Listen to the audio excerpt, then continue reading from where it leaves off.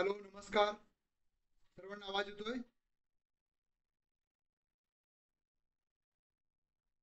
बघा, आपण मागील 2 दिवसांपासून घटक क्रमांक 1 आणि घटक क्रमांक 2 जो अनिवार्य पेपर 1 आहे, त्यामधील प्रत्येक घटकांचं विश्लेषण, त्यामधील सारांश स्वरूपातील जे आपण प्रश्न निवडलेले आहेत त्या प्रश्नांचं विश्लेषण करत आहोत.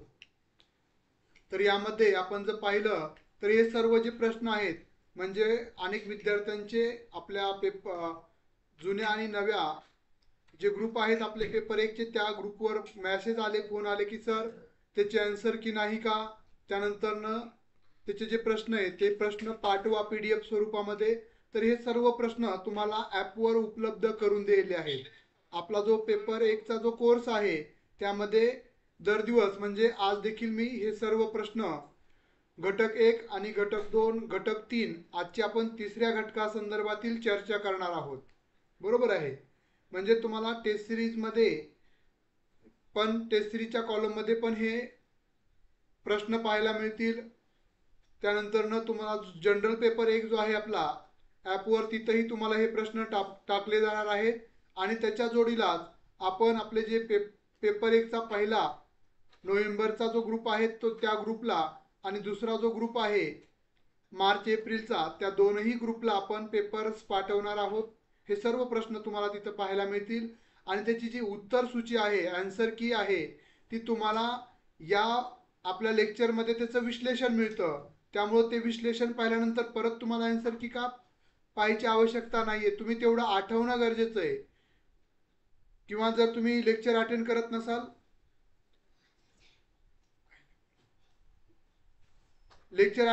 नसाल, तर तुम्ही लेक्चर पाहिल्यानंतर तुम्हाला त्या सर्व प्रश्नांचं विश्लेषण पाहायला मिळणार आहे. चालेल. बघा, आपण परीक्षेचा कालावधी आता 7 दिवसावर येऊन ठेपलेला आहे. म्हणजे भीती न बाळगता आपण निर्भयपणे परीक्षेला सामोरं जाणं गरजेचं आहे. परीक्षा हे एक उत्सव आहे. तो उत्सव कधी साजरा करू शकणार आहात, ज्यावेळेस तुम्ही त्या परीक्षेच्या दृष्टिकोनातून शारीरिक, म्हणजे तुम्ही सर्व वाचलंय अभ्यास केलाय असं नाही, तर मानसिकदृष्ट्या देखील तुम्ही ज्यावेळेस परिपूर्णतेनं, म्हणजे नाही आपला अभ्यास व्हायला आहे या भावनेतून परीक्षेला सामोरं जाणार आहात, त्यावेळेस तुम्हाला त्याचे बेनिफिट, त्याचे परिणाम किंवा त्याचा जो फायदा आहे तो मिळणार आहे.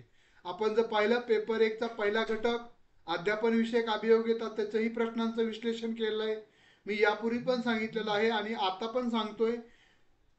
अनेक विद्यार्थ्यांनी टेस्ट सिरीज जॉईन केलेले आहे, म्हणजे दुसऱ्या क्लासला जे विद्यार्थी जॉईन आहेत, अनेक म्हणजे भरपूर, जी मी विचार करू शकत नाही एवढी फीस देखील त्यांनी त्या वेगवेगळ्या क्लासच्या माध्यमातून भरलेले आहे. तरी देखील आपले टेस्ट सिरीज किंवा प्रश्नांचा दर्जा आहे, पेपर 1 पेपर 2च्या सर्व टेस्ट सिरीज आपण जॉईन केलेल्या आहेत विद्यार्थ्यांनी. म्हणजे काल आणि आज बऱ्यापैकी टेस्टला म्हणजे ॲपच्या माध्यमातून जॉईन झालेले आहेत विद्यार्थी. मला सांगायचं आहे की तुम्हाला मी सर्व देण्याचा प्रयत्न करतोय, फक्त तुम्ही मानसिकता, म्हणजे मेंटली, परीक्षा ही फक्त अभ्यासाची नाहीये. इथून पुढचे जे 8 दिवस आहेत ते अभ्यासाचे आहेत, पण 50% जे गरज आहे ती कशाची गरज आहे, तर मेंटली आपण परीक्षेच्या दृष्टिकोनातून तयार असणं गरजेचं आहे. म्हणजे परीक्षा ही शारीरिक, म्हणजे आपण जे अभ्यास केलाय त्या अभ्यासाबरोबर तुमची मानसिकता कशी. एखादा एक प्रश्न आहे, त्याचा प्रश्नाचं उत्तर निवडत असताना आपण गोंधळून जातो. बघा, तुम्हाला इंटरव्ह्यूचा अनुभव असेल कोणतेही, परीक्षेच्या कालावधीमध्ये हे मानसशास्त्रीय दृष्टिकोनातून आपल्यामध्ये बदल होतात आणि आपण येणाऱ्या अतिशय सोप्या प्रश्नाचं उत्तर गोंधळलेल्या मनस्थितीमुळे किंवा आपल्यामध्ये आत्मविश्वास कमी असेल तर ते उत्तर आपलं चुकतं आणि त्याला आपण सिलिंग मिस्टेक म्हणतो, नजर चूक म्हणतो. हे माझ्या बाबतीत, प्रत्येकाच्या बाबतीत घडतं, पण हे न घडण्यासाठी शास्त्रशुद्ध पद्धत आहे. मानसशास्त्र सांगते, मी सांगतोय म्हणून नाही, तर मानसशास्त्र सांगते की तुम्ही परीक्षेच्या दृष्टिकोनातून तयारी करत असताना आपल्या परीक्षेला जायचं आहे आणि पेपर सोपा जाणार आहे, आपला अभ्यास आहे आणि आपण अभ्यासाच्या जीवावरच आपल्यामध्ये आत्मविश्वास निर्माण होत असतो. तो आत्मविश्वास आपल्यामध्ये निर्माण होत असेल ही अपेक्षा आहे घटकावाईज. अभ्यासाचे जे तंत्र आहे, अभ्यासाचं जे सूत्र आहे, ते घटक वाईज अभ्यास करायचा आहे. त्यामुळे आपण पहिल्या घटकाचे प्रश्न पाहिले, दुसऱ्या घटकाचे प्रश्न पाहिले.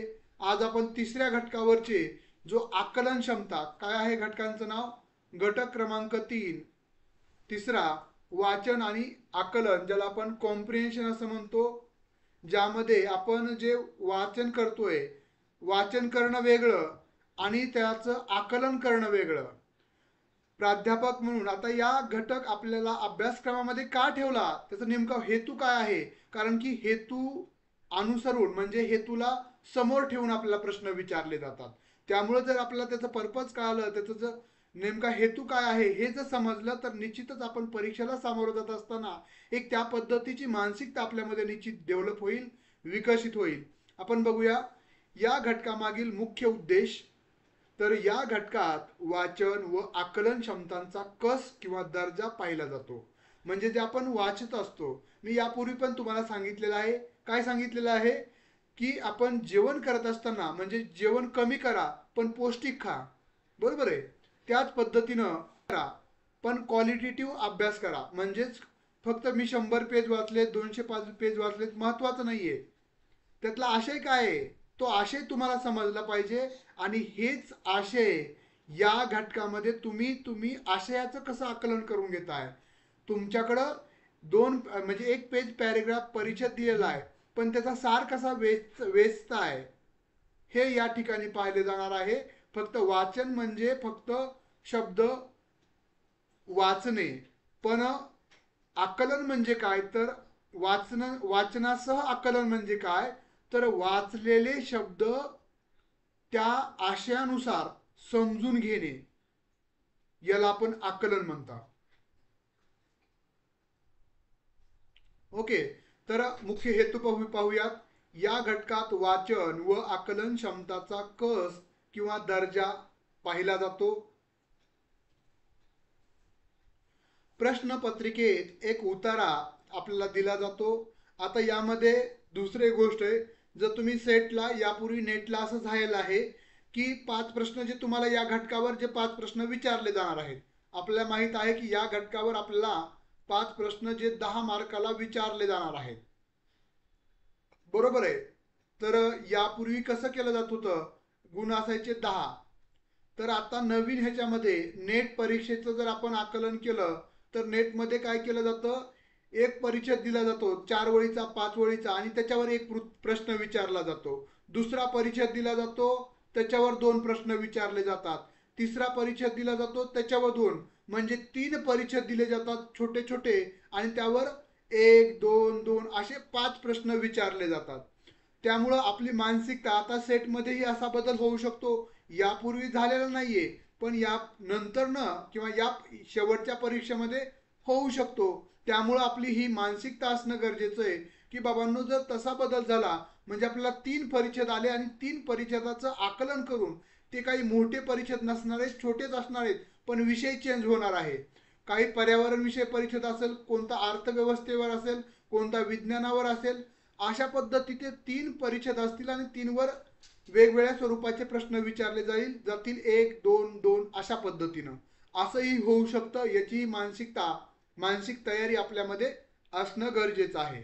ओके, आता प्रश्नपत्रिकेत एक उतारा, आता तर 1 किंवा 2 3ही उतारे असू शकतात.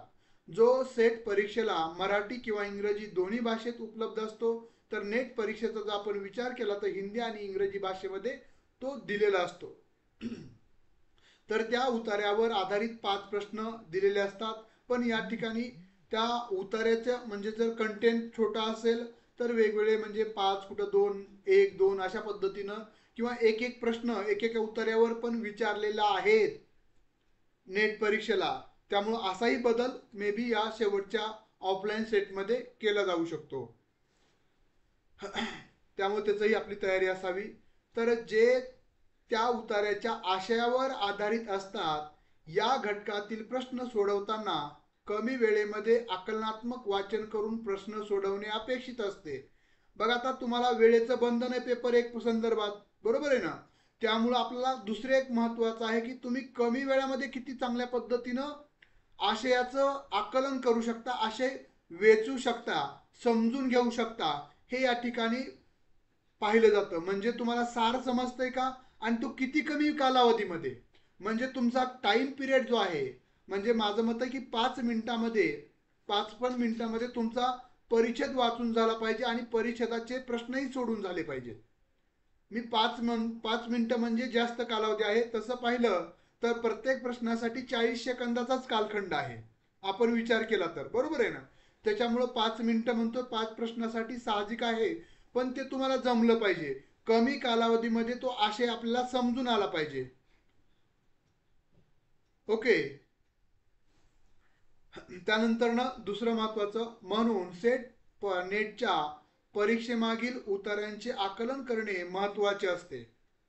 म्हणजे सेट आणि नेट परीक्षेतील उतऱ्याचा व्यवस्थित आकलन म्हणजे समजून घेणं महत्वाचं असतं. यामध्ये आपणास उतार्यातील सारांश सत्य मानून त्यावर आधारित प्रश्नांचे उत्तर द्यायचे असते. बघा, हे मी यापूर्वी पण सांगितलेलं आहे. या घटका जे उतारे होते, उतार्याचं आपण आकलन करत असताना तुम्हाला सांगितलंय, उतार्यामध्ये जी माहिती दिलेली आहे, बघा उतारे हे ऐतिहासिक असू शकतात. ऐतिहासिक स्वरूपाचे उतारे, ती पण तुम्हाला त्या उतार्यामध्ये जी माहिती दिली ना ती सत्य मानायची आहे. वर्तमान काळातील उतारे असू शकतात, भूतकाळ, वर्तमान आणि भविष्य काळातले पण उतारे असू शकतात. म्हणजे कल्पना वजा. मग तुम्हाला उतारा नेमका कोणत्या कॅटेगरीचा आलेला आहे, कोणत्या विषयाचा आलेला आहे, त्यानुसार तुम्हाला त्या उतार्याचं आकलन किंवा सार वेचायचं आहे, सार समजून घ्यायचं आहे. आणि दुसरी एक महत्वाची आहे गोष्ट की उतारा जो असेल, जो काय विषय असेल, जी जी माहिती दिलेली आहे ती सत्य मानायची आहे. त्याच्या व्यतिरिक्त आपल्याला डोकं चालवायचं नाहीये. म्हणजे उतार्यातील माहिती सत्य मानायची आहे आणि उतार्याची माहिती सत्य मानून त्या आधारित जे प्रश्न विचारलेले आहेत त्या प्रश्नांची उकल करायची किंवा सोडवायची आहेत. ते देखील टाइम पिरियड आपल्याला पाळायचा आहे.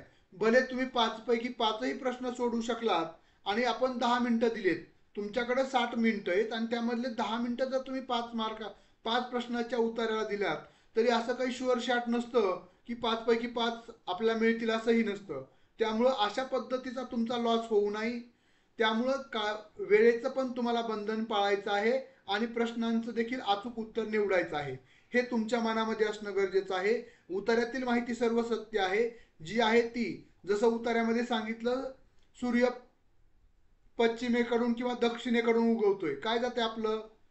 हो, उगवतंय ना तर चालतंय, तर मावळेल कुठे सांग, असा प्रश्न विचारला.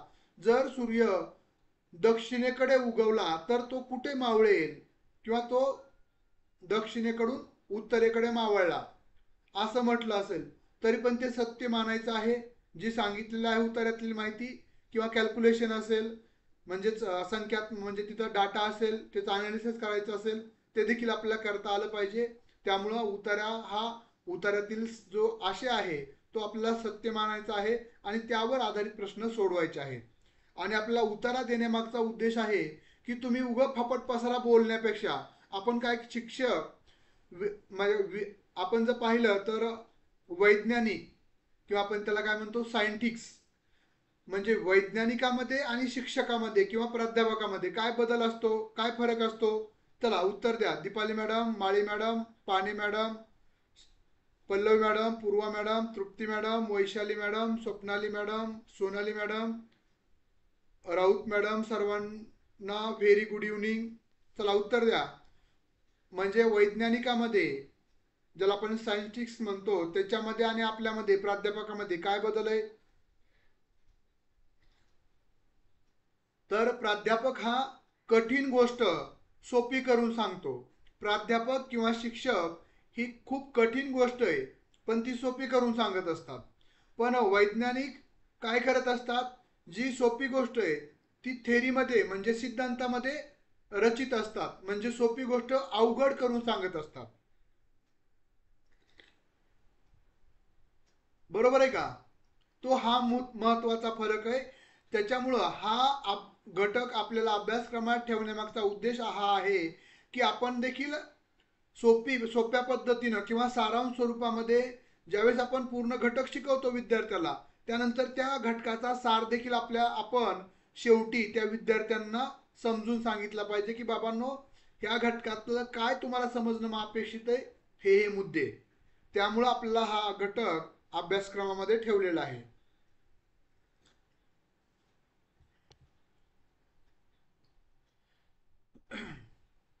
चालेल, आता आपण काय करूयात,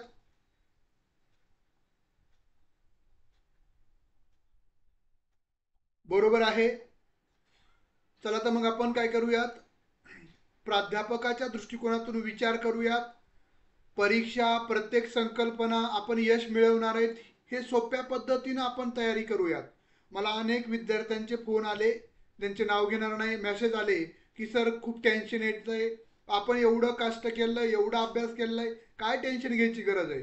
आयुष्य परत परत येणार नाही, आयुष्य टेन्शन घेऊन जगायचं नाही, आयुष्य आपल्याला उत्सव म्हणून साजरा करायचंय. आताचा क्षण परत उद्या मिळणार नाही. प्रत्येक क्षण एन्जॉय करा, प्रत्येक क्षणाचा आनंद घ्या. अभ्यास करत असताना अभ्यासाचा देखील आनंद घ्या. तुमचे वेगवेगळे अनुभव जर त्यावेळेस आनंददायी शिक्षणाकडं किंवा तुम्ही अध्ययन करणार आहेत कधी होईल का नाही असं टेन्शन घेऊन केलं तर टेन्शन येतं, त्याचा विपरीत परिणाम आपल्या शरीरावर होतो, आपल्या मानसिकतेवर होतं आणि आपण डिप्रेशनमध्ये, तणावामध्ये जातो. त्याचा परिणाम शरीरावर आणि आपल्या इतरांवर आपली चिडचिड त्यांना सहन करावी लागते. त्यामुळं शांततेनं प्रत्येक संकल्पना आणि तुम्ही एक मनाशी गाठ बांधून ठेवा की आपण यशस्वी होणार आहे. फक्त मला लीड किती मिळणार आहे. आता लोकसभेचे वेगवेगळे उमेदवार जाहीर झालेले आहेत, तसंच आपलं पण परीक्षेची तारीख जाहीर झालेली आहे. आपण निवडून येणार आहेत. फॉर्म आपण अर्ज कशाला भरतो की मी निवडून येणार आहे म्हणून. तसं ज्या दिवशी तुम्ही अर्ज केलेला आहे त्या दिवसापासून जे तुम्ही स्वतःचा प्रचार केलेला आहे, ह्या सर्व घटकांचा अभ्यास केलेला आहे, तो म्हणजे प्रचारच आहे, आपल्या डोक्यामध्ये साठवलेला आहे, तो तुम्हाला आठवायचा आहे. फक्त काही करायचं नाही. आणि एवढं आपण कष्ट घेतलेलं आहे, तुम्ही घेतलेलं आहे, मी घेतलेलं आहे, त्यामुळे आपल्या कष्टाचं निश्चितच चीज होणार आहे. पण कधी, जर आपण शारीरिक आणि मानसिकदृष्ट्या जर सक्षमतेनं जर परीक्षेला सामोरं गेलो तर.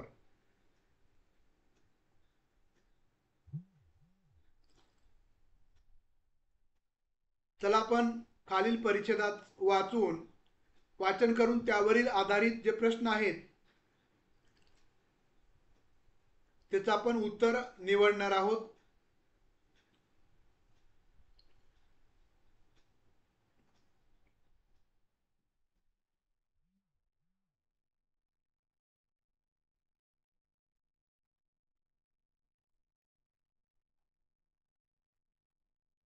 चालू करूया.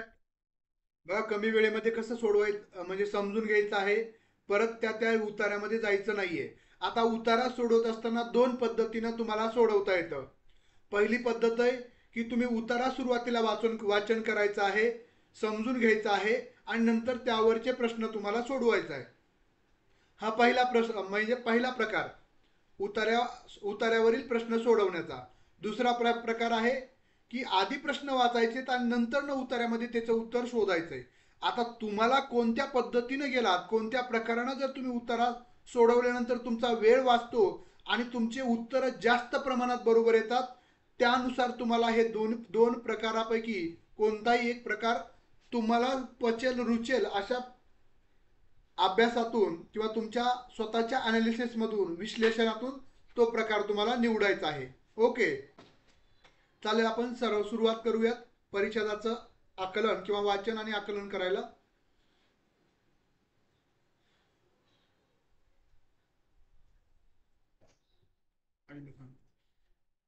मराठीतील अल्पसत्ताक अभिरुचीला नवप्रवाहांनी आव्हान दिले आणि अभिरुची म्हणजे आवड, अभिरुचीची नवीन जीवनक्षेत्रे व नव्या धारणा रुजवण्याचा प्रयत्न केला. या संदर्भात केवळ भाषेचा विचार केला तरी पुरे. वस्तुतः मराठी ही बहुरंगी भाषा आहे, पण तिच्या समृद्धीची चाहूल 1960 पूर्वीच्या साहित्यातून क्वचित लागते. ते बहुतांश साहित्य तुपात तळलेल्या शुद्ध मराठीत लिहिलेले आहे. झाडांनी मातीत रुजावे तसे माणसाचे व समाजाचे व्यक्तिमत्व निज भाषेतून रुजून येते. म्हणजे आपल्या स्वतःच्या भाषेतून ते व्यक्तिमत्व निर्माण होतं. कोणतीही भाषा खऱ्या अर्थाने वापरणे म्हणजे ती बोलणाऱ्या समाजाच्या दृष्टीने जीवनाकडे पाहणे असते. विविध जाती समूहाची व परिसरांची मराठी संपन्न व बहुरंगी भाषा आहे. पण नागर म्हणजे शहरी भाषा, नागर मराठी साहित्य प्रवाहात ती नाकारली गेली होती. भालचंद्र नेमाडे म्हणतात त्याप्रमाणे ज्या समाजात मोठ्या समूहाची जाती जमातीची पर्यायाने विविध समूहाची जीवनाकडे पाहण्याची दृष्टी व पद्धत एवढेच नव्हे तर त्यांच्या सौंदर्य कल्पना आणि मूल्यही साहित्य व्यवहारातून बहिष्कृत केले जातात, त्या समाजात एक प्रकारची अल्पसत्ताक वाङ्मयीन अभिरुची होते. तिला सुरुंग लावण्याचे काम दलित साहित्याने भाषेच्या अंगानेही केले. या लेखकांनी लिखित भाषा आणि बोली यातील अंतर कमी केले. कुणी? दलित ग्रामीण साहित्यिकांनी. त्यामुळे आतापर्यंत मराठी साहित्याला अपरिचित असणाऱ्या अनुभवांच्या व्यक्तीकरणातील म्हणजे व्यक्त करण्यातील अडथळे कमी झालेले आहेत. त्यांच्या अनुभवांना आपला असा सूर गवसला. बोलीच्या वापरामुळे शब्दबंबाळपणा काहीसा कमी झाला. भाव विश्वातला आळा बसला. वास्तवाचे चित्र अधिक यथार्थाकडे झुकले. लोकजीवनाचे संदर्भ मिळून मराठी समृद्ध झाली. कोणत्याही स्तरातील माणसाला लिहिताना आत्मविश्वास वाटावा असे भाषिक वातावरण तयार झाले. तर त्या वातावरणात 18 पगड जातीच्या माणसांनी निसंकोच आत्मकथनाच्या वाटेने लेखनाचा ठसठसीत अनुमा गिरवला. ही अनगढ देशिकार लेणी नवप्रवाहांनीच आपल्याला दिली आहेत. जी नवप्रवाहांची निर्मिती कधी झाली? 1960 नंतरचे नवप्रवाह. ओके, सर्वांना समजलं? प्रश्न म्हणजेच उतारा सर्वांना समजला असेल. आपण थोडक्यामध्ये याचं सार काढूयात की जे हे उतार आहे त्या उतार्यामध्ये लेखक काय सांगतोय किंवा जो कोण आहे तो काय सांगतोय की जी मराठी भाषा आहे ती जी मोजक्या शहरी भागापुरती मर्यादित होती प्रमाण भाषा म्हणून, तिला बोली भाषाचा स्पर्श नव्हता. पण ज्यावेळेस मराठी भाषेचा नव विचार प्रवाह आला जो 1960 नंतर, तर त्या कालखंडामध्ये दलित साहित्यिकांनी ग्रामीण साहित्यिकांनी आपल्या बोली भाषेतून आपलं साहित्य लिहिलं आणि त्यातूनच मराठी भाषेचा विकास झाला. आणि मराठी भाषा कोणतीही भाषा कधी विकसित होते? ज्यावेळेस ती सर्वसामान्यांची भाषा असते किंवा सर्वसामान्यांच्या भाषेतून लिहिलेलं. बघा, आपण जर पाहिलं तर आपल्याला कादंबरी कोणती आवडते? जिच्यामध्ये ग्रामीण भागातील भाषेचा गंध आहे अशी कादंबरी आवडते. हेच आशय त्यामध्ये लेखकानं त्यामध्ये मांडलेला आहे. समजलं सर्वांना? तर यावरचा प्रश्न आपण पाहणार आहोत. बघा, व्यक्तिमत्व विकासाचे महत्वाचे साधन कोणते? निज भाषा तिथं शब्द वापरलेला आहे बघा परिच्छेदामध्ये. समाज, जीवन, स्वभाव, स्वभाषा आणि स्वधर्म. व्यक्तिमत्व विकासाचे महत्वाचे साधन कोणते? माळी मॅडम, सोनाली मॅडमचं उत्तर आलेलं आहे, पूर्वा मॅडमचं उत्तर आलेलं आहे. चला लवकरात लवकर पर्याय निवडत चला. बघा, तुम्ही जर पर्याय निवडले तर तुमच्या मनामध्ये एखाद्या प्रश्नाबाबत तुम्ही कसा विचार करत आहात हे तुम्हाला पडताळता येणार आहे. बरोबर उत्तर आलं, चूक आलं, ही बाबी आताच्या सध्याच्या परिस्थितीमध्ये गौण आहेत, काहीही महत्वाच्या नाहीये. भले तुमचं उत्तर चुकलं तिथे तुमचं काही मार्क जाणार नाही, मार्क कटणार नाही.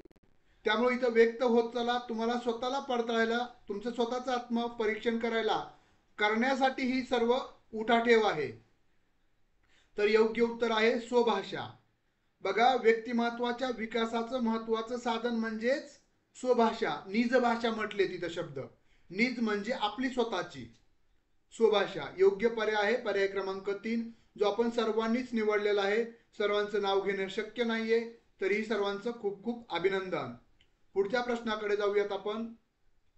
बघा, भाषेचा योग्य वापर म्हणजे ती भाषा बोलणाऱ्या समाजाच्या दृष्टीने जीवनाचे टिंबटिंब, आकलन, रसग्रहण, मूल्यमापन आणि निरीक्षण. चौथा पर्याय आहे निरीक्षण. काय आहे योग्य पर्याय? भाषेचे योग्य वापर म्हणजे भाषा जी आहे त्या भाषेचा योग्य वापर म्हणजे ती भाषा बोलणाऱ्या समाजाच्या दृष्टीने जीवनाचे काय आहे? आकलन. चौथा पर्याय इथं दिसत नाही, मी सांगतो निरीक्षण. चौथा पर्याय आहे निरीक्षण, ऑब्झर्वेशन ज्याला आपण म्हणतो.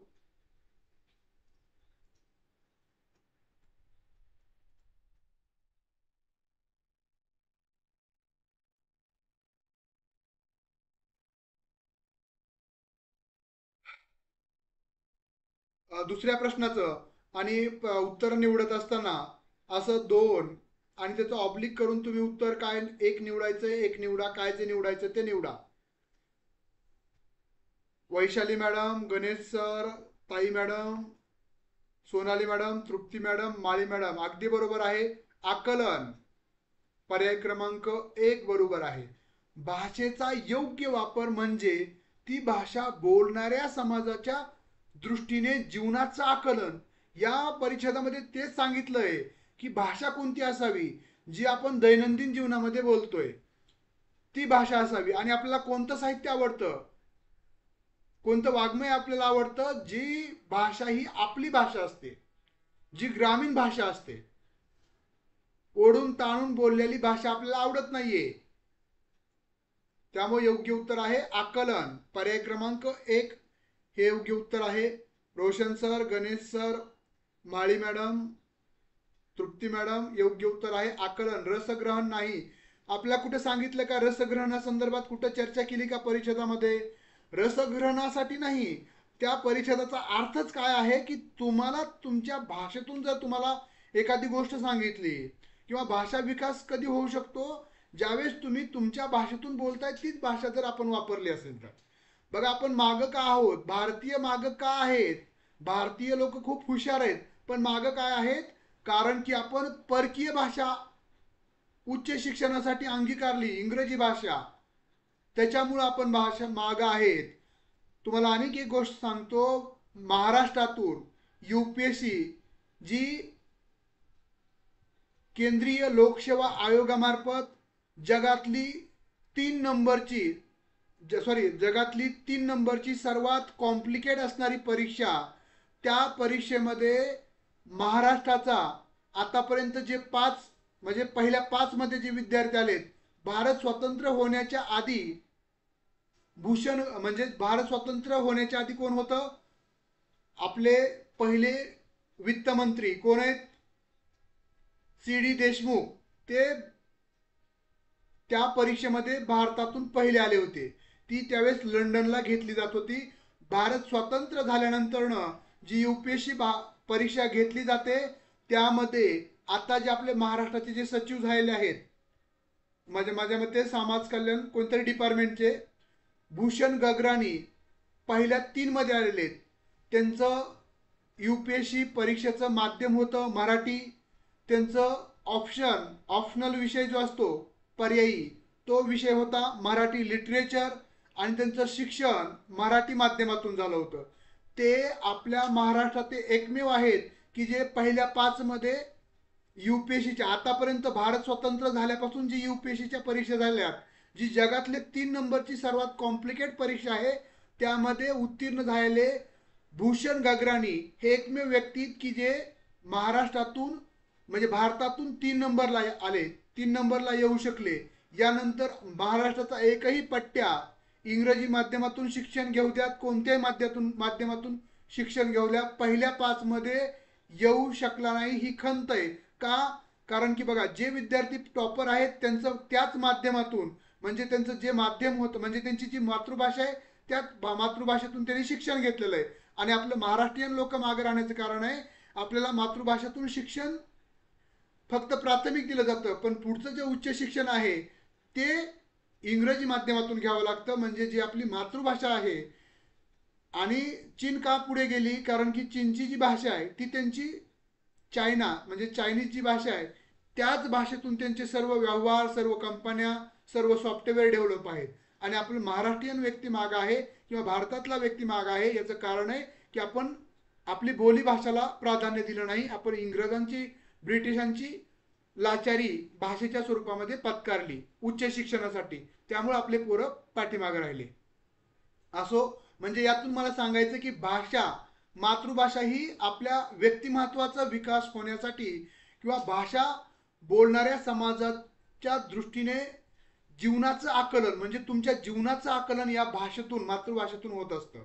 त्यामुळे जर आपण बघा, त्यामुळंच नवीन एज्युकेशन पॉलिसीमध्ये तुम्हाला उच्च शिक्षण आणि इंजिनिअरिंगचं शिक्षण देखील आणि मेडिकलचं शिक्षण देखील तुम्हाला तुमच्या भाषेमध्ये घेता येणार आहे. आणि वरिष्ठ महाविद्यालय, सिनियर कॉलेजमध्ये देखील तुम्हाला, आता आमची चर्चा चालू असते, नवीन NEP धोरणानुसार बायोलॉजी विषय, केमिस्ट्री विषय, त्यानंतर फिजिक्स हा देखील मराठीमधून शिकवायचा आहे.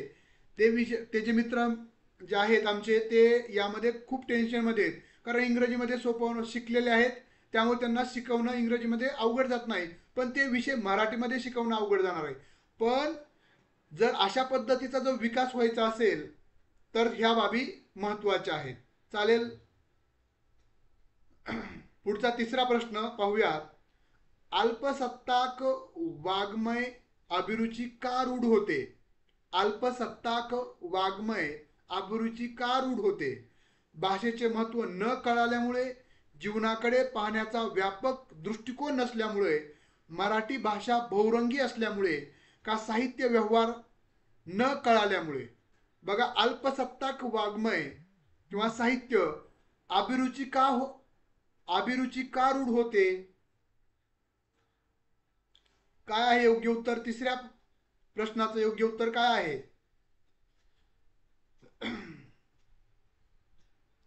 तर योग्य पर्याय आहे, जीवनाकडे पाहण्याचा व्यापक दृष्टिकोन नसल्यामुळं. आपण संकुचित दृष्टिकोनातूनच इंग्रजीचं पेव माजवलं. मी माजवलं यासाठी आज मी पुण्यामध्ये पाहतोय, तर एका गल्ली गल्लीमध्ये एक एक शाळा इंग्रजी माध्यमाची, आणि म्हणजे हडपसर भागामध्ये फक्त दादा गुजर मराठी माध्यम, म्हणजे जवळपास त्या हडपसर एरियामध्ये मराठी माध्यमाची एकच शाळा आहे, पण बाकी सर्व इंग्रजी मीडियमच्या. तरी देखील आपलं काय सुधारणा झाली? मीडियम बदलल्यामुळं कुणाचीही काही सुधारणा होत नाही. ज्या भाषेतून आपली मातृभाषा आहे, शाळेत शिकवलं जातं इंग्रजी माध्यमातून, घरी आल्यानंतर आई वडील मराठी माध्यमामध्ये चर्चा करतात, त्या मुलाला धड मराठी येत नाही आणि इंग्रजी येत नाही. त्यामुळे जीवनाकडे पाहण्याचा व्यापक दृष्टिकोन नसल्यामुळं आपण अल्पसत्ताक वाङ्मय अभिरुची का रूढ होते? म्हणजे जसं की काही तुरळकच व्यक्ती किंवा तुरळकच साहित्यिक का होते आपल्या आधी, म्हणजे 1960च्या आधी, तर जीवनाकडे पाहण्याचा व्यापक दृष्टिकोन नसल्यामुळं. पर्याय क्रमांक 2 जो आपण सर्वांनी निवडलेला आहे, सर्वांचं खूप खूप अभिनंदन. पुढचा चौथा प्रश्न, दलित ग्रामीण लोकांनी कोणते महत्वाचे काम केलं? जे नवीन साहित्याचा उदय झाला मराठीमध्ये, आपण पाहिलं तर 1960 नंतरनं, ज्यावेळेस महाराष्ट्राची भाषावार प्रांतरचना 1956ला झाली आणि 1960 नंतर आपल्या महाराष्ट्र राज्याची निर्मिती झाली, आणि त्यानंतर कुठेतरी मराठी भाषेला ग्रामीण साहित्याचा उदय झाला, स्त्रीवादी साहित्याचा उदय झाला, त्यानंतरनं दलित साहित्याचा उदय झाला, बरोबर आहे. तर हे नव साहित्याचा उदय 1960 नंतर झाला. त्यामधील दलित ग्रामीण लेखकांनी कोणते महत्वाचे काम केलं? त्यांनी बोलीचे महत्व स्पष्ट केले, लिखित भाषेचे महत्व स्पष्ट केले, भाषेचे महत्व नाकारले, आणि चौथा पर्याय, त्यांनी स्वभाषेला अभिव्यक्तीचे माध्यम बनवले. काय आहे योग्य उत्तर? बघा, चौथा प्रश्न, दलित ग्रामीण लेखकांनी कोणते महत्वाचं काम केलेलं आहे? परीक्षेत आपण आकलन केलेलं आहे. काय आहे योग्य उत्तर? आशय व्यवस्थित समजला की आपण त्याचं उत्तर निवडू शकतो. जसं तुमचं एकही प्रश्नाचं उत्तर कुणाचं चुकलेलं नाही आहे आतापर्यंत. हे चौथा प्रश्न आहे. खूप छान पद्धतीनं अशा पद्धतीनं तुमचं सातत्य, तुमचं परिश्रम तुम्हाला यश मिळवून देणार आहे. बाकी मी सध्या स्वतः तुमच्या यशामध्ये फक्त मी निमित्त असणार आहे. मी फक्त देण्याचं काम केलंय, तुम्ही घेऊन स्वतःमध्ये बदल केला आहे. अगदी बरोबर आहे. सर्वांचं खूप खूप अभिनंदन. त्यांनी स्वभाषेचा भाषेला स्वभाषा जी आहे, ज्यांची जी बोली भाषा आहे, जशी गावंढळ भाषा आहे, तेच अभिव्यक्ती म्हणजे व्यक्त होण्याचं माध्यम बनवलं कुणी दलित साहित्यिकांनी. त्यामुळे योग्य पर्याय आहे पर्याय क्रमांक 4 आपण जो सर्वांनीच निवडलेला आहे. सर्वांचं खूप खूप अभिनंदन. म्हणजे तुम्ही त्या दृष्टिकोनातून विचार करत आहात. खरंच कौतुकास्पद आहे. एकही प्रश्नाचं उत्तर चुकलेलं नाहीये. खूप छान. बरोबर आहे. म्हणजे जर तुम्हाला आशय कळाला त्या परिच्छेदाचा तर बाकी सर्व बाबी गौण असतात, कमी महत्वाच्या असतात. त्यानंतरनं बोलीच्या वापरामुळे बोलीभाषा भाषेचा एक उपप्रकार बोलीच्या वापरामुळे शब्दांचा वापर कमी झाला असला तरी त्यातील भावविश्व म्हणजे जी भाषेचं जे आत्मीयता असते भावविश्व कमी झाल्याने लोकजीवनाच्या वास्तव चित्रणाला गती मिळाली. बघा बोलीच्या वापरामुळे शब्दांचा वापर कमी झाला म्हणजे प्रमाण भाषा जी आहे तिचा वापर कमी झाला असला तरी त्यातील जे भाव आहेत किंवा भावविश्व आहे कमी झाल्याने लोकजीवनाच्या वास्तव चित्रणाला गती मिळाली. पूर्वार्ध बरोबर आहे, उत्तरार्ध चूक आहे. पूर्वार्ध चूक आहे, उत्तरार्ध बरोबर आहे. संपूर्ण विधान बरोबर आहे, संपूर्ण विधान चूक आहे.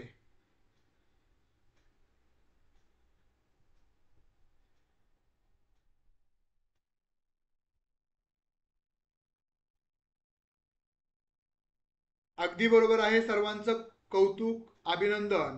संपूर्ण विधान बरोबर आहे. कारण बोलीच्या म्हणजे भाषेतील बोली भाषामुळे वापरामुळे शब्दांचा वापर कमी झाला असला तरी त्यातील भाव विश्व कमी झाल्याने लोकजीवनाचा वास्तव चित्रणाला गती मिळाली. योग्य उत्तर आहे पर्याय क्रमांक 3. पुढचा प्रश्न बघा. अशा पद्धतीचा प्रश्न हमखास तुम्हाला त्या परिच्छेदावर विचारला जातो, सेट परीक्षेला नेट परीक्षेला पण. बघा या उतार्यास अधिक समर्पक शीर्षक कोणते म्हणजे सर्वात योग्य आशय म्हणजे एकदम गाभा काय आहे का उद्देश काय होता. वाङ्मयीन म्हणजे प्रवाह, भाषा आणि बोली, दलित साहित्याचे महत्व, ग्रामीण साहित्याचे महत्व. मी राऊत मॅडम, स्वाती मॅडम, मी सांगितलेलं आहे तुम्हाला की मी फक्त निमित्त म्हणून तुम्हाला सांगत आहे. अशाच पद्धतीचे प्रश्न म्हणजेच निश्चितच पण या दृष्टिकोनातून तुम्ही जर तयारी केली तर याच दृष्टिकोनातून प्रश्न येणार आहेत. याच अप्रोच मधून तुम्हाला प्रश्न येणार आहेत. यामध्ये काही तीळ मात्र शंका नाही. पण असेच प्रश्न येणार आहेत असा मी कधी दावा करणार नाही. पण अशाच अँगलनं अशाच दृष्टिकोनातून जर तुम्ही अभ्यास करत असाल तर तुम्ही योग्य मार्गाने जात आहात हेच मी सांगेल. असे प्रश्न अशा स्वरूपाचे प्रश्न येतील हेच प्रश्न येणार नाहीत. येतील किंवा नाही येतील हे नाही एक सत्य. पण अशा स्वरूपाचे किंवा याच चष्म्यातून जे आपण बघत आहोत तो चष्मा योग्य आहे. अशाच चष्म्यातून बघण्यासारखे प्रश्न तुम्हाला परीक्षेमध्ये विचारले जाणार आहेत. तर काय आहे योग्य उत्तर. बहुतेक जणांना या शीर्षकामध्ये गडबड होते. तर यामध्ये काय करायचं असतं. पहिला बघा शीर्षकाचं समर्पक शीर्षक कसं निवडायचं. तुमच्या समोर प्रश्न निर्माण झाला असेल. काय करायचं सुरुवातीचा परिच्छेदामधले सुरुवातीचे 2-3 ओळी आणि परिच्छेद संपत असताना म्हणजे सार कुठं सांगितला जातो सुरुवातीला तरी सांगितला जातो किंवा शेवटी तरी शेवटचे 2-3 ओळी 2 किंवा 3 या दोनच पद्धतीनं सार किंवा तो आशय किंवा त्याचं जे मुख्य आशय असतो तो मांडलेला असतो लेखकांनी. त्यामध्ये आपल्याला सापडत असतो. तर या उतार्यास आपल्याला कोणता असा समर्पक शीर्षक शोधता येतो? वाङ्मयीन प्रवाह, भाषा आणि बोली, दलित साहित्याचे महत्त्व, ग्रामीण साहित्याचे महत्त्व. तर योग्य उत्तर आहे पर्याय क्रमांक 2, भाषा आणि बोली. बघा, म्हणजे साहित्यातील प्रवाह किंवा वाङ्मयीन प्रवाह, इथं फक्त नवप्रवाह सुरू झालाय असं सांगितलेलं आहे. पण कोणकोणते प्रवाह आहेत इथं सांगितलंय का? वाङ्मयीन दलित प्रवाह आहे, म्हणजे नवप्रवाहामध्ये स्त्रीवादी साहित्य, दलित साहित्य, त्यानंतर ग्रामीण साहित्य, असं कुठं नमूद केलंय का? नाही. फक्त दलित साहित्यच एक सांगितलंय, पण बाकीचे पर्याय सांगितलेत का? नाही. त्यामुळे पहिला पर्याय तर चुकीचा ठरतो. त्यानंतर तिसरा, दलित साहित्याचे महत्त्व. आता दलित साहित्याचं इथं महत्त्व सांगितलेलं नाही. त्याने एक ते सांगितलंय की अभिव्यक्ती, त्यातून काय होतंय तर भाषेची सक्षम पद्धतीनं अभिव्यक्ती झाल्यामुळे ती भाषा चांगल्या पद्धतीनं निर्माण होती. त्यामुळं दलित साहित्याचं महत्त्व त्यांनी विषद केलेलं नाही. बोली भाषेतून जे शब्द येतात ते खरं आपल्या आतून येणारे शब्द असतात. बोली भाषा जी असते ती आपली आईची भाषा असते, मातृभाषा. मग आपण त्यालाच काय म्हणतो? मातृभाषा. म्हणजे जी आईनं आपल्याला गर्भापासून, म्हणजे आपले संस्कार, कोणताही मुलगा किंवा मुलगी याचे जे बांधणी तयार होत असते ती गर्भातूनच होत असते. त्यामुळे आपण अनेक वेळा उदाहरण देतो. कुणाचं उदाहरण देतो? महाभारतातलं. कशाचं उदाहरण देतो? अर्जुनचा सुपुत्र कोण होतं त्याचं उदाहरण आपण देतो. त्यामुळं सांगायचं तात्पर्य की त्यामुळं आपल्याला आपल्या आईची भाषा जी असेल, जसं मराठी भाषा असेल, मराठी भाषा का सहज सोपी जाते तर यामुळंच, कारण आपण गर्भसंस्कारापासूनच आईची भाषा आपल्याला अवगत होत असते. आणि त्यातूनच ज्या देशांनी आपली स्वतःच्या मातृभाषा ही सर्व शिक्षणाचे, प्राथमिक ते उच्च शिक्षणाची भाषा ठेवली, ते देश आज पुढारलेले आहेत. आपण पण आता त्या दृष्टिकोनातून पाऊल टाकलेलं आहे या नवीन एज्युकेशन पॉलिसीनुसार.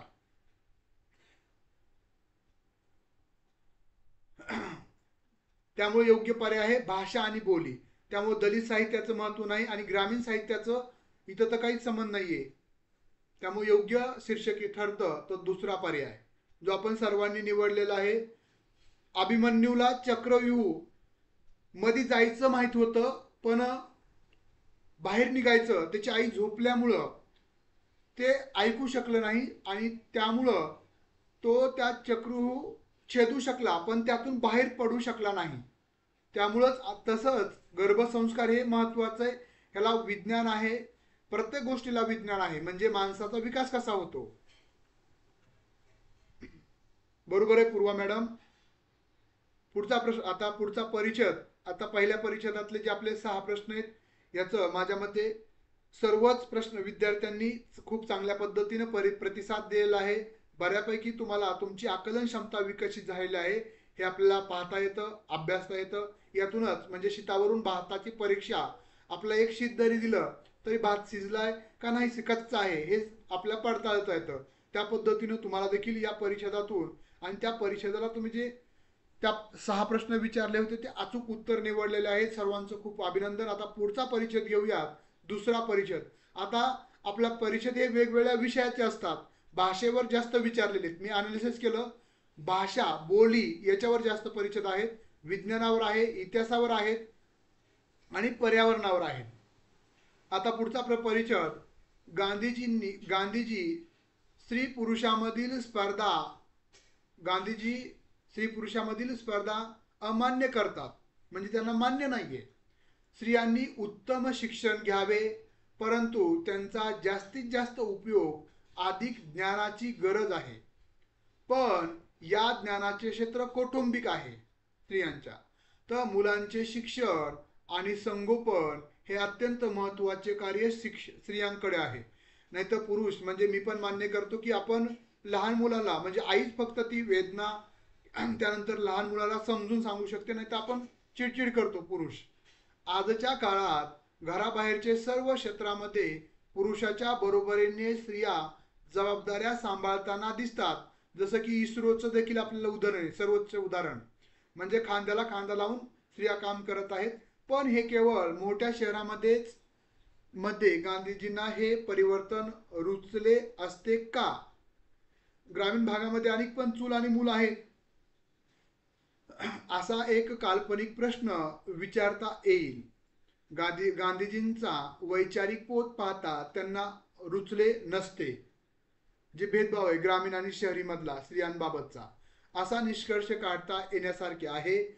लोकशाहीच्या युगात राहूनही लोकशाहीतील आणि संसदेसारख्या संस्थेतील अनेक विविध दोष त्यांना जाणवले असते व त्यांनी उघडपणे त्यांच्या तार्किक पद्धतीने त्यांना वाट करून दिली. म्हणजे तार्किक दृष्टिकोनातून, तर्काच्या दृष्टिकोनातून त्यांनी यावर भाष्य केलं असतं, असं एक कल्पना ते लेखक मांडत आहे व काही पर्याय देखील सुचवले असते. तीच बाब यंत्रयुगाचीही आहे. यंत्रयुगात राहून यंत्र संस्कृतीत दोष उघडपणे मांडण्याचे धारिष्ट गांधीजींनी दाखवले होते. गांधीजींनी स्त्री पुरुषामध्ये समानता असावी असा आग्रह धरत असले तरी ते स्त्रियांना एकसारखे मानत नाहीत. म्हणून त्यांना दिले जाणारे शिक्षण काही बाबतीत वेगळे असले पाहिजे. स्त्रियांनी पाश्चिमात्य संस्कृतीचं अनुकरण करू नये. अर्थात गांधीजींना दिल्या जाणाऱ्या शिक्षणामुळे सर्व भारतीयांच्या शिक्षणास पूरकता यायला हवी. जर स्त्रिया आणि त्यांच्या अपत्यांनी ग्रामीण भागात राहणाऱ्या लोकांची संपर्क साधून त्यांच्या कार्यात सहकार्य केले तर ग्रामीण भागात शांततापूर्ण क्रांती होईल. असा हा परिच्छेद आहे. आपण जर या परिच्छेदाचं आकलन केलं, तो समजून घेतला तर गांधीजींना सध्याच्या स्त्री आणि पुरुष याच्याविषयीचं आणि यंत्रयुग असेल त्याविषयीचे एका लेखकानं त्यांच्या म्हणजे त्या लेखकाच्या दृष्टिकोनातून गांधीजींना आताच्या सद्य परिस्थितीबद्दल काय वाटलं असतं असा एक आकलन किंवा त्यांनी त्यांच्या शब्दामध्ये मांडण्याचा प्रयत्न केलेला आहे. बरोबर आहे. आणि त्यामध्ये त्यांनी ग्रामीण भागातील स्त्रियांचं जीवन, शहरी भागातील स्त्रियांचं जीवन, ते पाश्चात्य संस्कृती याचा अतिरेक या बाबींवर देखील भाष्य गांधीजींना समोर ठेवून केलेलं आपल्याला दिसून येत आहे. तर पाहूयात त्यावर या परिच्छेदावर आधारित प्रश्न. ओके, बघा, गांधीजी स्त्री व पुरुषामधील स्पर्धा अमान्य करतात कारण स्त्रियांच्या ठिकाणी ज्ञान नसते, यामुळं विषम कार्यक्षेत्र, स्त्रियांना उत्तम शिक्षणाची आवश्यकता आहे यामुळं, का पुरुषांना अधिक ज्ञानाची गरज आहे यामुळं.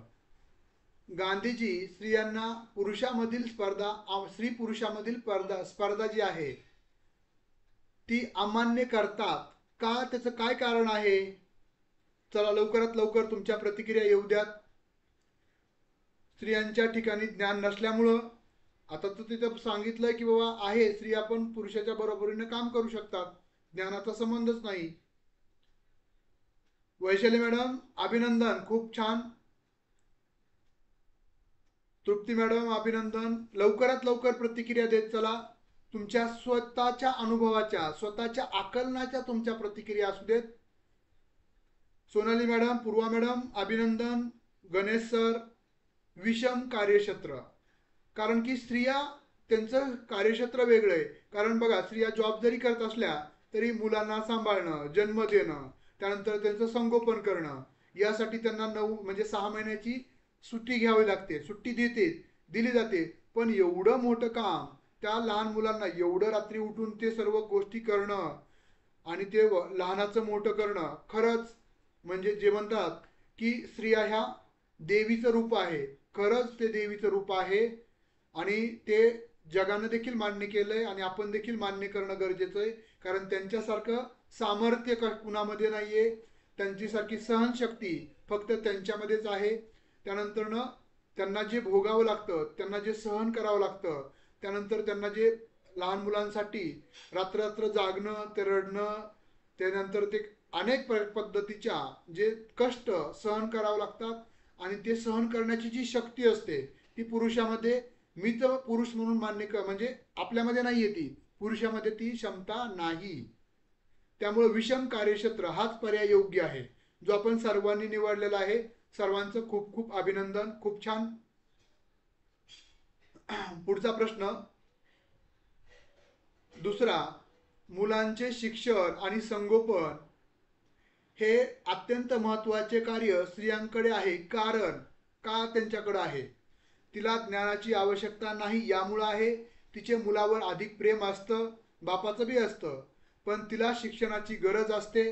घर हे तिचे कार्यक्षेत्र आहे.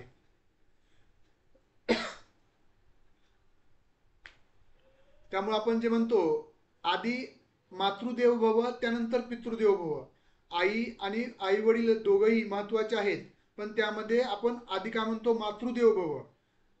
कारण त्यांनी आपल्यासाठी एवढं भोगलेलं असतं. आपली बायको असेल, आपली आई असेल, आपली बहीण असेल, यांनी तेवढं सोसतात, आपण पाहतोय तेवढं कष्ट ते सहन करत असतात. त्यामुळं त्यांच्यासारखी सहनशक्ती ही आपल्या पुरुषामध्ये नसते. अगदी बरोबर आहे. खूप खूप अभिनंदन. सर्व दुर्गा शक्तींचं खूप खूप अभिनंदन. खूप चांगल्या पद्धतीने प्रतिसाद देत आहे. घर हे तिचे कार्यक्षेत्र आहे. घर हे तिचे कार्यक्षेत्र असल्यामुळं त्या त्या लहान मुलांचं शिक्षण असेल, त्यांना लवकर उठवणं, त्याचं संगोपन करणं, बापरे, एवढं मोठं जबाबदारी ते अतिशय सहजतेतून आणि आवडीनं, म्हणजे जीवावर येऊन नाही. वडिलांना जर एक दिवस सांगितलं किंवा त्याला आंघोळ घाला, त्याला हे करा, तर नाही नाही, आपला इगो दुखावतो. अरे मला काम सांगितलं, पण त्या सहजतेनं हसत खेळत ते करत असतात. कारण ते घर हे तिचं कार्यक्षेत्र आहे. ते पुरुष कधीच ते कार्यक्षेत्रामध्ये यश संपादित करू शकत नाहीत. पुरुष म्हणजे स्त्रिया प्रत्येक पुरुषाच्या क्षेत्रामध्ये काम करू शकतील, पण घर आणि तिचं जे कार्यक्षेत्र आहे, स्वयंपाक करणं, बघा स्वयंपाक करून चटके सोसा त्यावेळेस करेल, स्त्रियांचं किंवा आईचं, बायकोचं, सर्वांचं महत्व नाही शक्य. म्हणजे आपण कंटाळा आला, बुवा मला कंटाळा आला, मी काहीच करू शकत नाही, पण तरी त्या स्त्रियांना उठावं लागतं, स्वयंपाक करावाच लागतो, त्या मुलांसाठी, त्या म्हणजे सर्व फॅमिलीसाठी. त्यामुळे तिचं घर हेच तिचं कार्यक्षेत्र आहे. चौथा पर्याय बरोबर आहे, जो आपण सर्वांनीच अतिशय बरोबर पर्याय निवडलेला आहे. पुढचा तिसरा प्रश्न, गांधीजींनी यंत्र संस्कृती स्वीकारली हे खरे असले तरी यंत्र संस्कृतीतील दोष ही त्यांनीच दाखवले. काय आहे योग्य उत्तर?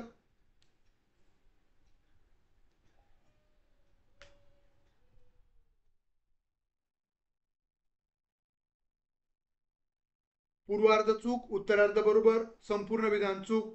पूर्वार्ध बरोबर, उत्तरार्ध चूक, संपूर्ण विधान बरोबर. काय आहे योग्य उत्तर? गांधीजींनी यंत्र संस्कृती स्वीकारली हे खरे असले तरी यंत्र संस्कृतीतील दोष ही त्यांनीच दाखवले. बघा तिसऱ्या प्रश्नाचं योग्य आणि अचूक उत्तर. चला लवकरात लवकर प्रतिक्रिया देत चला.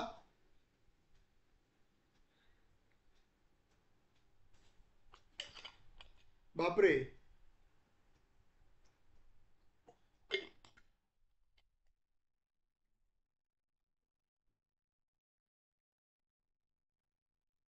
योग्य उत्तर आहे संपूर्ण विधान बरोबर, पर्याय क्रमांक 4.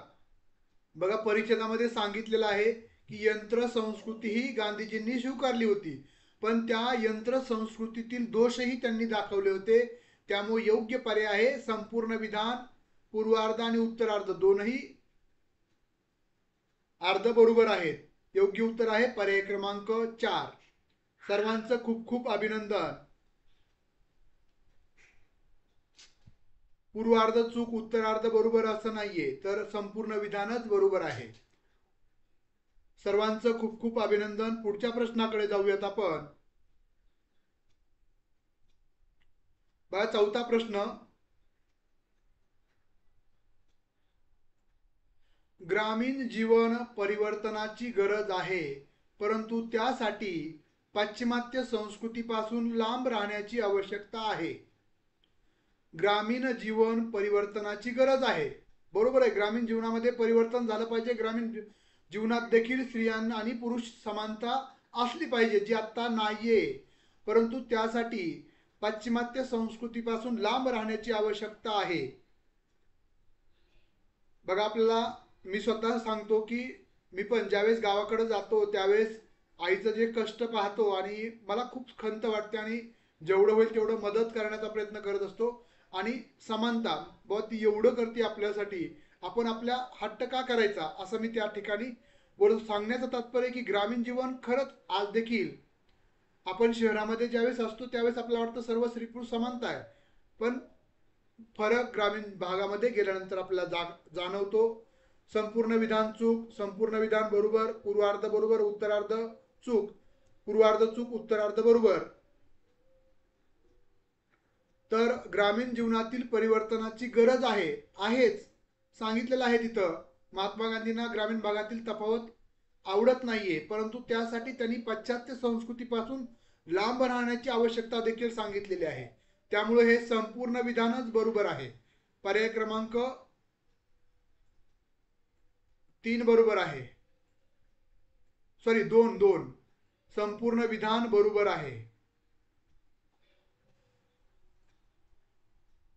ओके, पुढचा 5वा प्रश्न.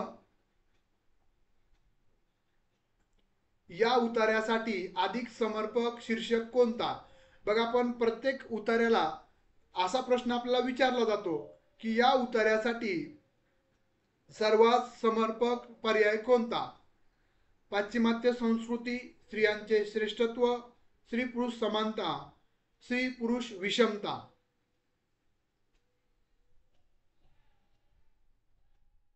काय आहे योग्य उत्तर? 5वा प्रश्न.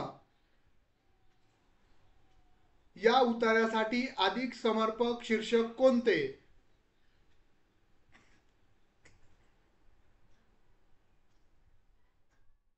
चला, लवकरात लवकर प्रतिक्रिया देत चला. वर्षा मॅडम अगदी बरोबर आहे, अभिनंदन. वैशाली मॅडम अभिनंदन, खूप छान. तर स्त्री पुरुष विषमता या परिच्छेदामध्ये कशावर चर्चा केलेली आहे? कशावर चर्चा केलेली आहे? तर स्त्री पुरुष विषमतेवर चर्चा केलेली आहे. त्यामुळे योग्य उत्तर आहे पर्याय क्रमांक 4, स्त्री पुरुष विषमता हेच योग्य शीर्षक आहे. बघा, या उत्तरासाठी समर्पक शीर्षक आहे स्त्री पुरुष विषमता. यामध्ये विषमता विषय बोललेला आहे. सर्वांचं खूप खूप अभिनंदन. बघा, अशा पद्धतीनं परिच्छेदाला सामोरं जात असताना तुम्हाला कोणकोणत्या बाबीकडे लक्ष द्यायचंय याविषयी आपण आजच्या लेक्चरमध्ये सविस्तर चर्चा केली आहे. या चर्चेतून आपल्याला निश्चितच 5 पैकी 10 मार्क, म्हणजे 5 प्रश्नासाठी जे 10 मार्क आहेत ते 10 पैकी 10 आपल्याला कसे मार्क मिळवता येतील, कसे मार्क आपण आपल्या क्षमतेतून, आपल्या अभ्यासातून, आपल्या तयारीतून, आपल्या आत्मविश्वासातून आपल्या पदरात पाडू, आपण ते मिळवू, यासाठी प्रत्येक विद्यार्थ्यांनी कष्ट करणं अपेक्षित आहे. सकारात्मक दृष्टिकोन ठेवणं गरजेचं आहे. आणि त्याबरोबरच आपण हे जे प्रश्न आहेत ते आपण काय करणार आहोत, ॲपवर पण टाकणार आहोत. आता त्याचे उत्तर तुम्हाला सर्व मी त्याचं विश्लेषण केलं, त्यामुळे तुम्हाला आन्सर की वेगळी द्यायची काय गरज आहे, तुम्ही स्वतः विचार करा. त्यामुळे मी विदाऊट प्रश्नाचं उत्तर, म्हणजे तिथं जर तुम्हाला सांगितलं की याचं उत्तर हे, तर तुम्ही स्वतः विचारच करणार नाहीयेत. त्यामुळे मी जे ग्रुपवर शेअर करतोय PDF, आता ही सर्व PDF तुम्हाला पहिला घटक, दुसरा घटक, 3 घटक, तिसरा घटक, या 3ही घटकांची PDF आहे, ती मी तुम्हाला पाठवतोय. आधी तुम्ही ती सोडवा आणि नंतरनं हे व्हिडिओ बघा आणि आपले कोणते चुकलेत हे नंतरनं तयारी करा. त्यामुळं आत्मविश्वासानं परीक्षेला सामोरं जाऊयात. त्यासाठी लागणारी जे सर्व अभ्यास आहे तो आपला सर्वांचा झालेला आहे, यामध्ये काही दुमत नाही. फक्त आपला आत्मविश्वास आपल्यामध्ये निर्माण होण्यासाठी आपण प्रत्येक घटकाचं विश्लेषण करत आहोत. प्रत्येक घटकातील सार जो आशय आहे तो आपण अभ्यासत आहोत. का प्रश्न आपल्याला या घटकावर काय समोर ठेवून प्रश्न विचारले जाणार आहेत, त्यानंतर त्या प्रश्नाचं उत्तर कसं निवडायचं, त्यासाठी कोणता चष्मा वापरायचा, अप्रोच कोणता विकसित करायचा, याच दृष्टिकोनातून आपण मार्गक्रमण करत आहोत. आपण सायंटिफिक दृष्टिकोनातून परीक्षेला सामोरं जाण्याची तयारी कारण की परीक्षा ही आपला उत्सव व्हावा आणि या परीक्षेमध्ये आपल्या सर्वांचा रिझल्ट येणार आहे, या उद्देशाने आपल्या परीक्षेला सामोरं जायचंय. फक्त फॉर्म भरलाय, कुणी म्हटलंय म्हणून नाही. तुम्ही स्वतः कष्ट केलंय आणि त्या कष्टाचं निश्चितच चीज होणार आहे. या आत्मविश्वासानं परीक्षेला जाऊयात. जर आपले मित्रमैत्रिणी कुणी असतील आणि त्यांना टेस्ट सिरीज जॉईन करायची असेल ॲप थ्रू, जर ॲप थ्रू आपल्याला दोन दोन टेस्ट आपल्याला 200-200 रुपयामध्ये मिळतात. जर तुम्ही ॲप थ्रू जर जॉईन केलं तर तुम्हाला पेपर 1ची 200मध्ये आणि पेपर 2ची पण 200मध्ये. जर तुम्हाला PDF स्वरूपामध्ये पाहिजे असतील, हवे असतील तर ते तुम्हाला 300मध्येच. जे आपले मित्रमैत्रिणी असतील त्यांना सांगू शकता, जेणेकरून त्याचा फायदा, आता कोर्सचा तर फायदा होणार नाही पण टेस्ट सिरीजचा निश्चितच त्या विद्यार्थ्यांना फायदा होऊ शकतो आणि आपण त्यासाठीचे कारण होऊ शकता. चालेल, त्याबरोबरच आपला नंबर जरी शेअर केला तरी चालेल. त्यामुळं अभ्यास व्यवस्थित करा, सातत्य ठेवा, टेन्शन घेऊ नका. टेन्शन घेऊन काहीच मिळणार नाहीये. पण विदाऊट टेन्शन जर आपण परीक्षेला सामोरं गेलो तर आपला 100% रिझल्ट येणार आहे. कारण आपलं कष्ट आहे. विदाऊट कष्टाचा आपण हा दावा करत नाहीये. चालेल, तुमच्या काही अडचणी असतील बोलत चला, व्यक्त होत चला. आणि परीक्षा ही जीवनाचाही भाग आहे. एवढं जास्त डोक्यावर पण परीक्षेला घेऊ नका. आपण स्वतः महत्वाचे आहेत, त्यानंतर सर्व बाबी महत्वाच्या आहेत. आपण म्हणजे आपण म्हणतो बघा, सिर सलामत तो पगडी 50. जर आपलं डोकं राहिलं म्हणजे आपण स्वतः राहिलो तर सर्व आपला उपलब्ध होणार आहे. पण आपणच जर टेन्शन घेत असू, आपला बीपी शुगर वाढत असेल तर काय करायचं बाकीच्या गोष्टी. त्यामुळं चांगलं आरोग्य जपा, मानसिकता चांगली ठेवा, जास्तीचं जागरण करू नका. सकारात्मक दृष्टिकोन ठेवून ज्या तुमच्या कमजोरी आहेत, ज्या घटकातील तुम्हाला थोडं कॉन्फिडन्स कमी वाटतोय, तुमचे प्रश्न उत्तरं सोडवत असताना चुकीचे म्हणजे जास्त प्रश्न चुकतात, त्या घटकाकडं सकारात्मक दृष्टिकोनातून बघा आणि परीक्षेला सामोरं जा. निश्चित यश मिळणार आहे, यामध्ये एक किंचितही शंका ठेवू नका. चालेल, उद्याचं जे शेड्यूल असेल, उद्या आपलं 4थ्या घटकाचं विश्लेषण होईल प्रश्नांचं, पेपर 1चं. त्यानंतरनं दुसरं आणि काय देता येते का म्हणजे क्वालिटेटिव्ह, ते आपण देण्याचा प्रयत्न करूयात. उद्या रविवारचा शेड्यूल आहे. त्यानंतर आपलं हे जे तुमचे 10 घटकांचे विश्लेषण होतील, आपण प्रत्येक म्हणजे गणित असेल, बुद्धिमत्ता असेल, डेटा इंटरप्रिटेशन असेल, याही घटकाचं आपण विश्लेषण एका लेक्चरमध्ये केलं तरी आपले 10 घटक म्हणजे आज 3रा आहे. जेवढे होतील म्हणजेच गणित आणि बुद्धिमत्तेचे नंतर करूयात, कारण आत्ताच ते लेटेस्ट घेतलेलं आहे. बाकीच्या सर्व घटकांचं विश्लेषण आपण करणार आहोत, ज्याचा आपल्याला परीक्षेमध्ये निश्चितच परीक्षाभिमुख अप्रोच, परीक्षाभिमुख दृष्टिकोन आपल्यामध्ये निर्माण होईल. सातत्य ठेवा. कोणती म्हणजे गडबडीनं अभ्यास करू नका किंवा धावपळ करून अभ्यास करू नका. 100 पेज वाचण्यापेक्षा 50 पेज वाचा, पण व्यवस्थित समजून उमजून वाचा. टेन्शन घेऊन वाचू नका. परत एकदा अभ्यासासाठी शुभेच्छा. परत आपण उद्याच्या लेक्चरमध्ये सुट्टी न घेता आपलं उद्या लेक्चर हे कंटिन्यू असेल. 4थ्या घटकाचं विश्लेषण होईल तिथं. चालेल, धन्यवाद. थांबूयात.